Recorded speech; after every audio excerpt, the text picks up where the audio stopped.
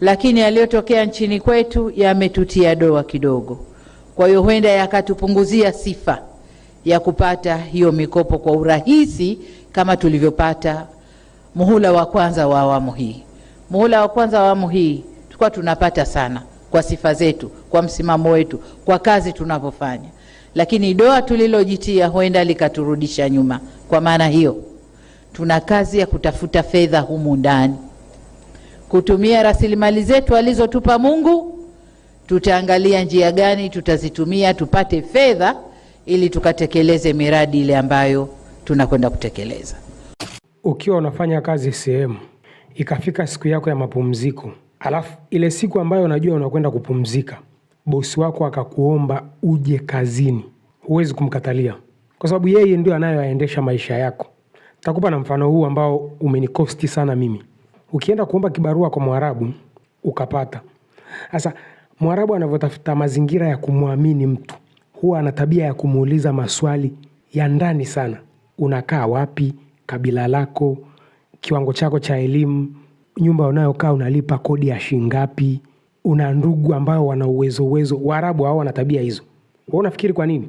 Sasa haya maswali yamenikosti kupata kazi kwa Waarabu sana hapa Dar es Salaam. Nasikia nyie wa Mangi mnasumbua sana bana. Nyie watu wa kaskazini mnasumbua sana kwenye kazi. Wewe ajira haikufai bana. Wewe fanya kibarua tu inakutosha. Kwa nini? Mwarabu hapendi mtu ambaye anajitambua. Ndio sifa ya Waarabu. Nimekaa Dar es Salaam miaka mingi sana. Mwarabu hapendi kumwamini mtu ambaye anajitambua, ana ile self spirit ya kupambana, kujikwamua katika umaskini moja kwa moja. Mwarabu hapendi. Hawezi kumwamini mtu wa namna hiyo akampa labda store au sehemu ya sales center, labda bana, pokea mauzo yangu haya unikusanyie. Mwarabu hawezi kumwamini mtu ambaye anajitambua sana. Na zaidi Mwarabu anapenda mtu ambaye ameshaoa, kwa sababu tayari ameshajifiksi sehemu moja. Tafsiri yake nini mpaka hapo ninavyokuhadithia hiyo? Mwarabu anapenda mtu ambaye anaendesha maisha yake. Yaani yeye ndo anaendesha maisha yake na sio mtu anaweza kuendesha maisha yake nje ya yule Mwarabu. Sasa huo ndio mfumo wa kiuongozi tuliotengenezewa na wazungu. Amekiri rais hapo wazi kwa maneno yake kwamba tulikuwa tunapata fedha kwa hao walimwengu, kwa kilichotokea hatuwezi kupata tena fedha. Kwa nini? Kwa sababu tumevunja masharti yao. Mtu atajiuliza masharti yapi? Tumemweka Tundu Lissu jela, sharti lao hilo pia. Wamepiga kelele sana na hatukuwasikiliza. Safi kabisa. Nimependa rais hakusikiliza ya walimwengu. Tumemweka Tundu Lissu ndani. Walimwengu wamepiga kelele muda mrefu sana. Hatukuwasikiliza. Kwa hiyo tujiandae, hakuna fedha za walimwengu. Rais ameshajua hilo, si ndio maana yake? Kuna mtu aliniandikia comment fulani hivi, katika kumjibu nikamwambia hivi, mfumo wetu wa kiutawala tulitengenezewa hivyo ili tuweze kutawalika. Sasa kwenye mfumo wa kiutawala ambao ni dysfunctional government, mfumo ndiko Mchina, ndiko Mrusi anakopita. Wanafikiri Warusi na Wachina hawajui kwamba Waafrika walilelewa kuwa dysfunction. Kwani huo mfumo wa kutengeneza dysfunctional government haujapelekwa China na Wachina wakakataa? Wanafikiri huo mfumo haujapelekwa kwa Warusi wakakataa? Kwa hiyo nawapa script, yani the script is make them dysfunctional. Don't let them be able to do their things. Yani kama Mwarabu ambaye anataka kumpa mtu ajira lakini hapendi kumpa mtu ajira anajitambua. Kuna tofauti gani? Sasa rais ameshatuambia wazi kwamba kwa kilichotokea tarehe 29 na 30 tujiandae, hakuna fedha, si ndio? Unaona ni kitu kizuri kibaya? Kwangu mimi naona ni kitu kizuri, ili tuanze kujifunza kutafuta fedha ndani ya nchi yetu. Wale ambao wana watoto wadogo au umeshawahi kukaa na watoto, mtoto anapoanza kutambaa, yaani akishaanza kupiga hatua 3, 4, 5, gari unatupa kule, adondoke asimame hivyo hivyo. Sisi tuliokulia shamba tulikuwa tunaona. Huwezi kumwachia atembee na ile gari maisha yake yote, no. Akisha kuwa na uwezo wa kupiga hatua 10 tu, gari unaweka mbali. Sasa sisi tutasaidiwa mpaka lini? Na hizo wanazotusaidia ni bure hivi ndugu zangu. Nchi kama Marekani eti inakupa msaada. Hivi tunalijua deni la Marekani kweli? Wa Tanzania, hivi deni la Marekani mnalijua kweli? Marekani anakusaidiaje? Anapata wapi pesa? Like serious. UK anakusaidia ana nini? Ujerumani anakusaidia ana nini? Yaani kuna vitu vingine vinatia hasira. Hivi hawa watu wanatuchukulia bado tunasikiliza BBC, CNN, Deutsche Welle, American Swahili America. Yaani hao nafikiri kwamba ndio huko ndiko tunapopataga habari zetu, au mimi nashindaga kuelewa. Kuna vitu vingine mimi nasikiliza nasema, yaani this wazungu bado wanaamini kwamba bado tunawachukulia wao ni matajiri. Raisi, mimi ninachomuomba Mungu, sincerely speaking, naomba hao wazungu wafunge kabisa misaada yao ili tuanze kutafuta mechanism ya kutafuta fedha wenyewe. Yes. Kwa hiyo tutasaidiwa mpaka lini? Yaani kuna vitu vingine disgusting. Yaani vinatia hasira kabisa. Kuna wale jamaa wanapenda kila wakisikia kutudhalilisha, tunakwenda kufanya maandamano ofisi za IMF, wasiwape wa Tanzania misaada. Kila wakifanya maandamano huwa na react. Yaani manake wale jamaa wameprogramiwa kwamba nchi ya Tanzania haiwezi kujiendesha pasipo misaada. Si ndio manake? To me, gentlemen, namuomba Mungu hiyo misaada ifungwe kabisa. Yaani ifungwe like forever. It's disgusting. Tumepata uhuru mwaka gani? Inakuwaje serikali dysfunction? Democracy ilikuja na masharti. Unajua moja ya kitu kibaya kwenye democracy, hamwezi kuongea mambo yenu mkiwa mmejifungia na ikawa siri yenu. Unakumbuka ile kesi ya sijui ndege? Nani alienda kutoa siri kwamba sisi tunanunua ndege? Democracy. Hamwezi kuzungumza mambo yenu mkaelewana, alafu hao wazungu wakaja kukuta kwamba mnatekeleza tu. Kwa sababu kuna democracy.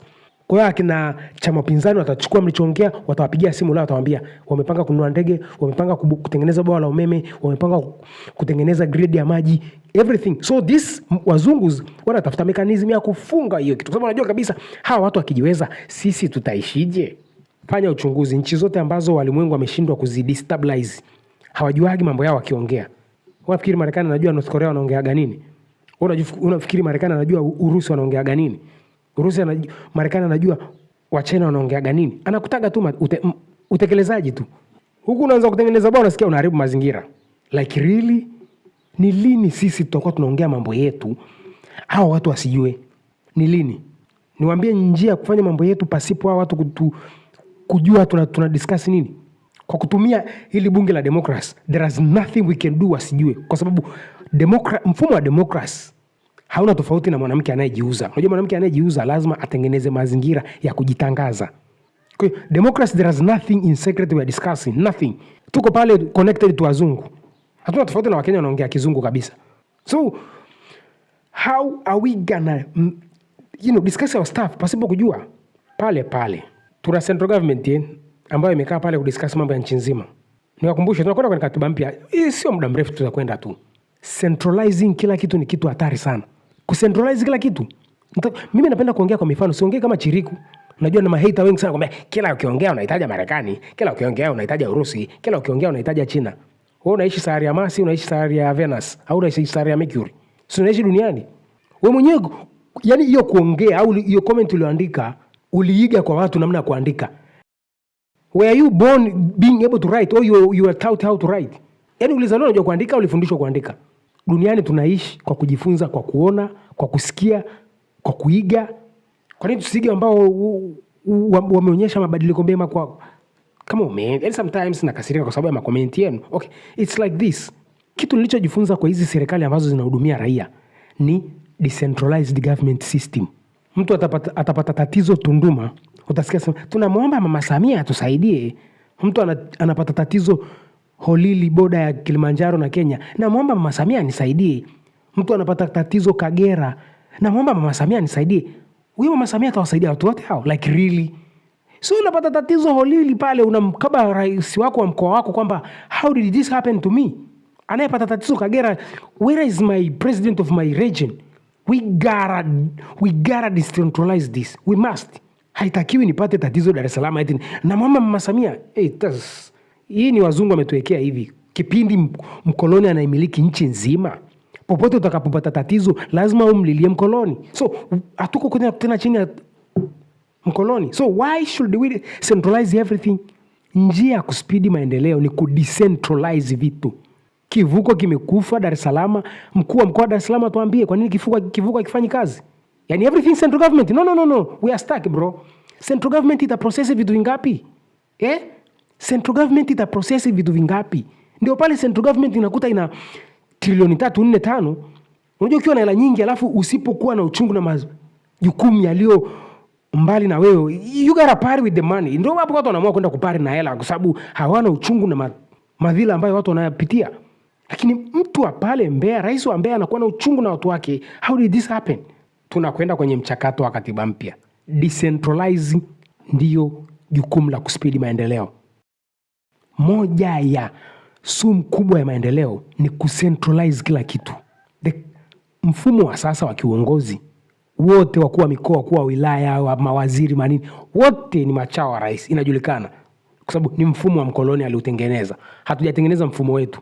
Bear in mind. Usije kaniambia tuna wakuu wa mikoa tayari. Wewe bwana, ushaona mtu anapata tatizo akamtaja mkuu wa mkoa wake, au anamtaja Samia moja kwa moja akiamini kwamba Samia atamsaidia. Wewe unafikiri kumtaja Samia ni from nowhere? It's scripted by mkoloni. So, gentlemen, kama walimwengu hatupi pesa, mimi kwangu mimi ni big up, ni kitu kizuri sana, na wale wanaoandamanaga pale sijui watakuwa wanaandamana nini, kama hatuendi tena kuomba msaada kwao. So, watakuwa wanaandamania nini sasa? Mimi naomba Mungu au walimwengu wakaze kabisa kwa kilichotokea, ili iwe ndio njia sisi kuanza kutafuta plani B ya kuacha kusaidiwa. Tuna miaka mingapi tunasaidiwa? Kumbuka wazungu hawapendi taifa linalojitambua kama vile Mwarabu hapendi kumpa mtu ajira anayejitambua. Hivyo wazungu hawapendi taifa linalojitambua. Tupambane, tujitambue, tuachane nao. Tuelimike, tusiwe wasomi.